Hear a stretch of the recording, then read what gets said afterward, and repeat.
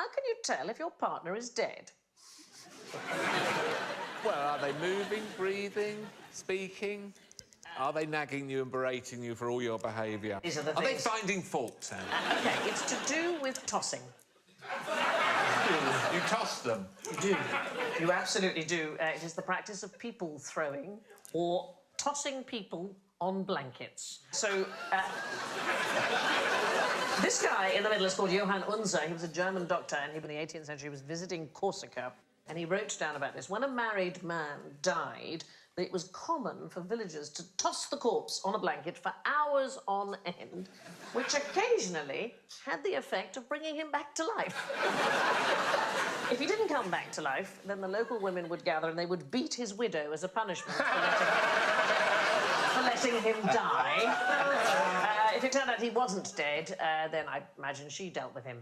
It's not uncommon. It's not just in Corsica. So you get it in Spain. It's called pelele and prellen in Germany. It's a bit like giving somebody the bumps on their birthday. And it was a common thing to toss people up and down in that way. Is there any, like, medical basis for that to work, like jolting the heart? Well, it could be, but I mean, it has a kind of a superstitious background to it, so the idea of tossing things in the air to ward off evil spirits. And it probably comes from winnowing, so you know about separating the wheat from the chaff. So the simplest way is to toss it in the air because the chaff is lighter than the wheat and the wind will blow it away. And so there's a sort of symbolic thing of doing that with human beings. He's dead. He's alive. He's alive. Oh, he's dead again. His neck's broken. Where's his widow? It's your fault. Yeah, your fault. One of the most famous recipients of a tossing, Sancho Panza from which book? Oh, Don Quixote. Don Quixote, chapter 17. He and his master refused to pay an innkeeper's bill, and so he's grabbed by a group of lodgers and they toss him up and Queen down. Elizabeth, she was tossed, wasn't she? Queen Elizabeth I? The second.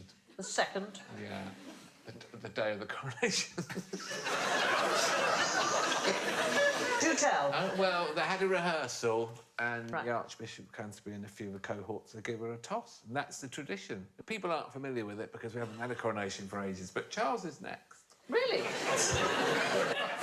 Is that actually a thing? Like, Of course not, you fool.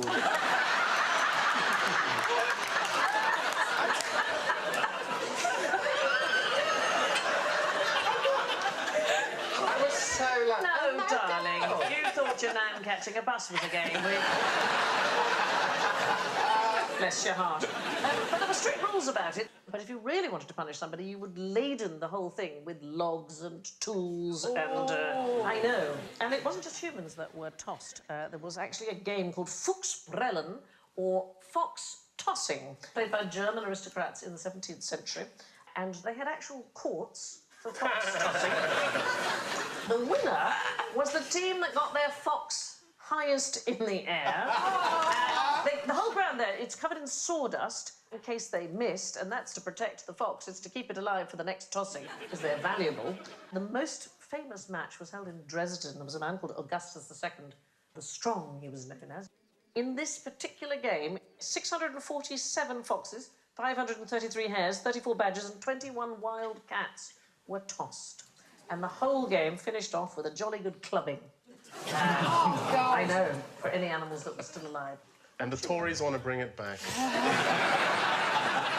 I like Augustus the Strong. He liked to toss with just one finger, like that. So he had a sling attached to the blanket. Do that again.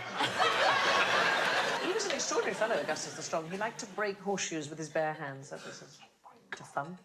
You know what's worse than being tossed? What's that? Indoor tossing. Oh, yes. Yes. Yeah.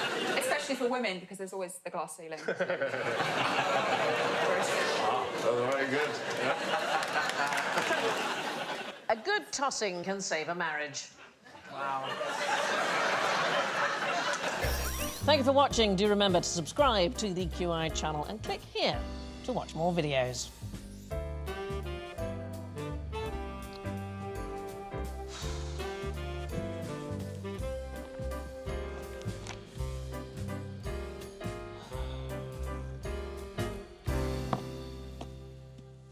Well, please, come on, pick something.